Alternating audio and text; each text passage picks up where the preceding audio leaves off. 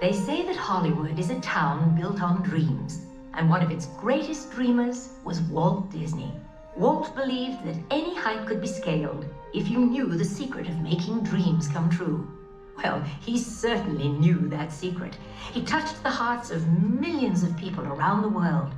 The story of Walt's life is truly an amazing one, and no one can tell it better than Walt himself.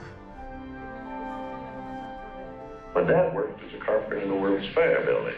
He eventually ended up in Chicago as a contractor, and he was doing that when I was born, December 1901. But my dad made some money as a contractor, and he wanted to get back to the farm. They finally ended up buying this farm in Marceline, Missouri. It was a beautiful farm, but it was not the kind of farm to make a living on. Things got pretty tough on the farm. My dad had a sickness. So my dad sold the farm, took the money, and went to Kansas City. And my dad bought this Kansas City Star route. And they gave me a route. I was about 9 or 10 when I started that.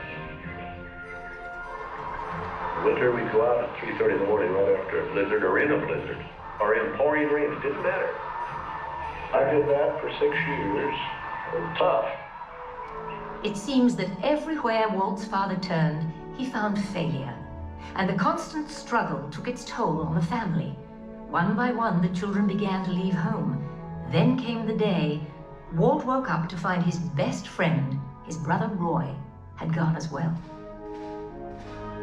My brother had joined the Navy, so I wanted to join it. Well, I was still a year too young. I was 16. Finally, this kid come in to me very excited. He said, there's something just forming here that you and I can get in. I said, what is it? He says, an ambulance unit. I was in Paris, 3rd of September, when Pershing pulled out. Paris, which had been this exciting thing with all these soldiers and things, suddenly there wasn't a soldier to be seen. And I suddenly became very lonesome. So then I went in and put a request in to be discharged. So I hit Chicago. That's where my parents were living. And I said, Dad, I want to be an artist. And my dad, he just couldn't buy that. So I pulled stakes and moved to Kansas City. Roy was in Kansas City working in a bank. One of the fellows working with Roy said, say, I have a couple of friends that have an art shop. So I went up with these samples, and there were all these corny things I'd done in France. Well, my gosh, they hired me. I mean, right on the spot. So I took the camera home, and then I started experimenting on my own there. So then I went into this Kansas City Film Ad Company. So that was where I got started in the animation business. So I was thinking if I had something with a novel twist, I might crack the market. But I still couldn't get anywhere with it. I'd failed. I learned a lot out of that. And I think it's important to have a good hard failure when you're young. I packed all my worldly goods in a cardboard suitcase. I went to Hollywood. Arriving there with just $40 in my pocket from my Kansas City ventures. Now, my brother Roy was already in Los Angeles. Both of us were unemployed. We solved the problem by going into business for ourselves. We established the first animated cartoon studio in Hollywood. Walt's dream was finally coming true. He had his first commercial success, Oswald the Lucky Rabbit. And Walt himself was lucky enough to marry the girl of his dreams, Lillian, a pretty ink and paint girl who worked at his studio. Then he was dealt a tough blow. On a trip to New York City, he learned that through a contract loophole, he had lost ownership of Oswald. And to make matters worse, the distributor had signed away all of Walt's artists.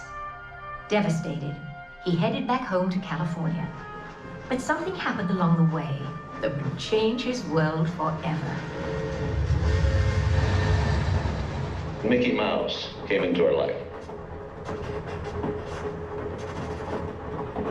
he popped out of my mind onto a drawing pad on a train ride from Manhattan to Hollywood at a time when the business fortunes of my brother Roy and myself were at lowest ebb and disaster seemed right around the corner. His first actual screen appearance was at the Old Colony Theater in New York in Steamboat Willie. He was the first cartoon character to stress personality, and I thought of him from the first as a distinct individual. I did the voice. Hang on, pal. Here we go.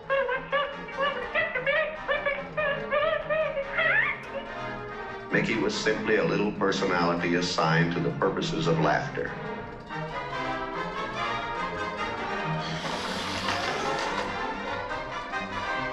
Mickey fitted the need exactly.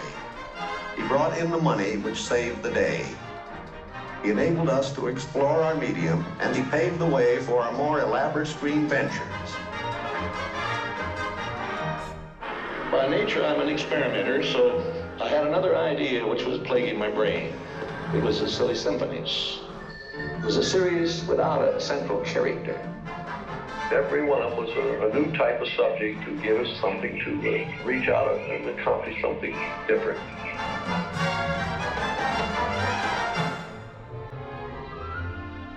Then we started distributing both Mickey Mouse and the Silly Symphonies.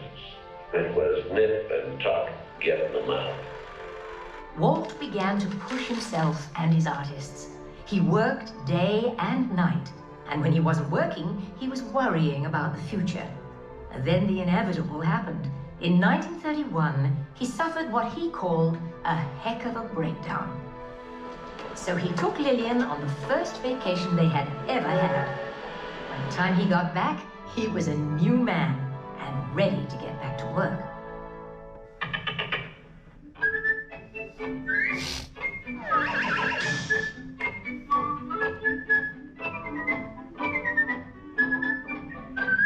I saw the handwriting on the wall there. It was a short subject. It was just a filler on any program. Now, if I could crack the feature field, then I could do things. I had done a little story research on different fairy tales I might do, and Snow White was one of them. I thought it was a perfect story. I had the heavy. It's a magic wishing apple. Now, make a wish.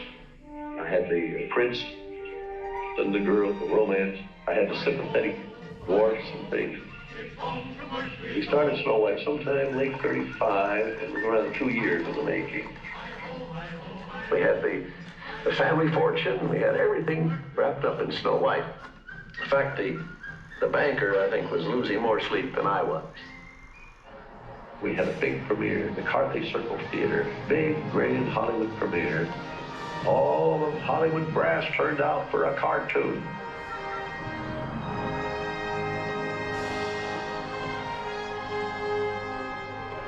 The daddy of Snow White and the Seven Dwarfs is going to be presented this beautiful statue. Isn't it bright and shiny? Oh, it's beautiful. Aren't you proud of it, Mr. Disney? Well, I'm so proud, I think I'll bust. With the profits of Snow White, I built a studio.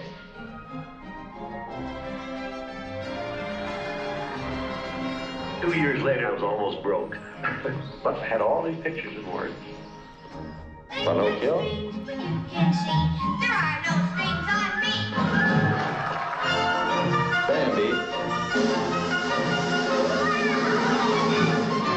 Fantasia?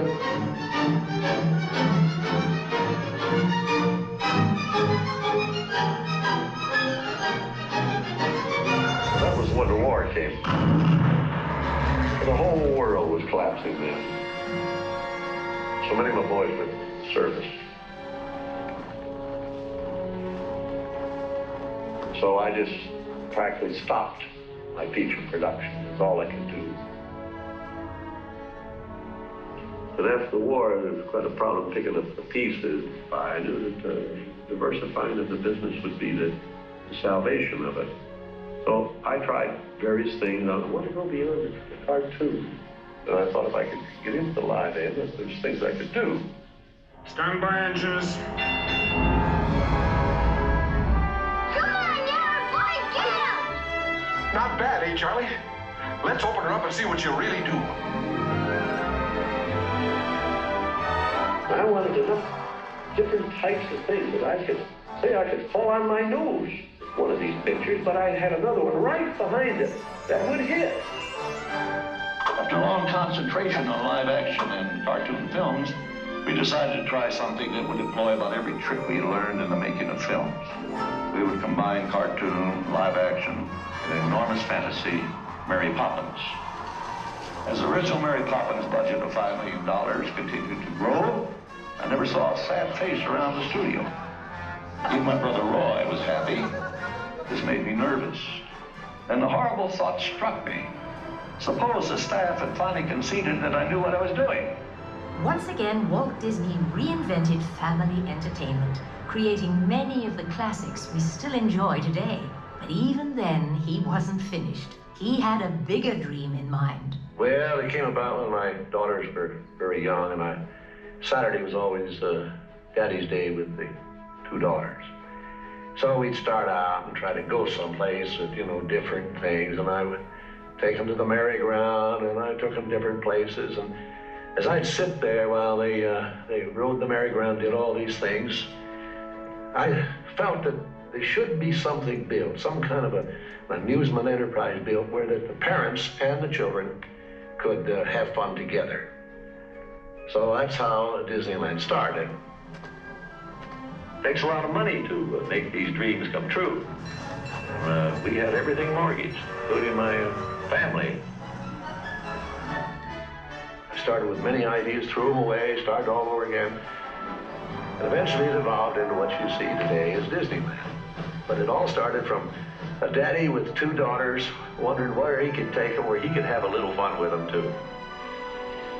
Park means a lot to me in that something that will never be finished, something that I can keep developing and adding to. Not only can I add things, but even the trees will keep growing. The thing will get more beautiful every year. And I knew that if I did anything like the park, I had to have some kind of a medium like television to let the people know about it. The world is a carousel of color, history, comedy, fantasy. There's drama and mirth, there's old Mother Earth, with all of her secrets to see. The miracle of imagination, the marvels of earth, sea, and sky. These wonders untold are ours to behold in the funny world, the sunny world, the wonderful world of Earth. And now your host, Walt Disney. Today, I want to share with you some of our ideas for Disney World. Here in Florida, we have something special we never enjoyed at Disneyland, the blessing of size. There's enough land here to hold all of the ideas and plans we can possibly imagine.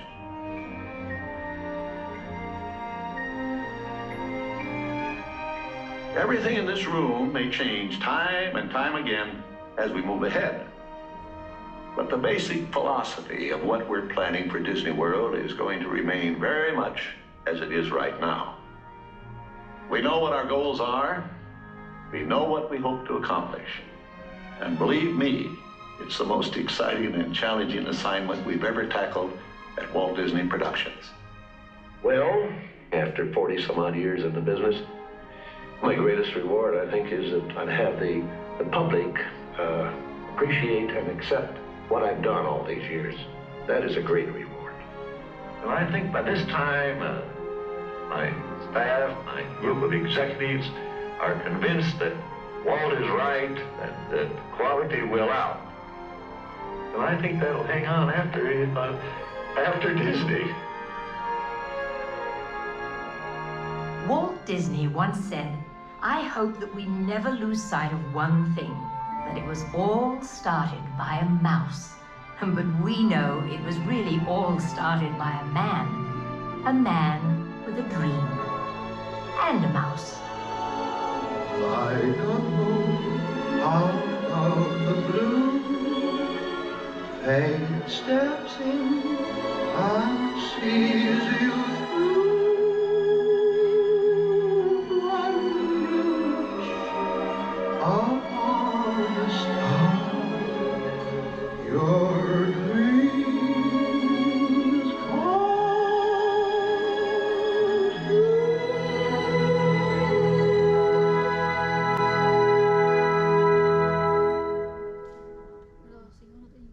hope you enjoyed a very special film, One Man's Dream. Thank you for joining us, folks. If you'd like to stay and watch our film again, please feel free to do so. Otherwise, the doors are open and the lobby's open as well. Have a nice afternoon. Goodbye, everybody.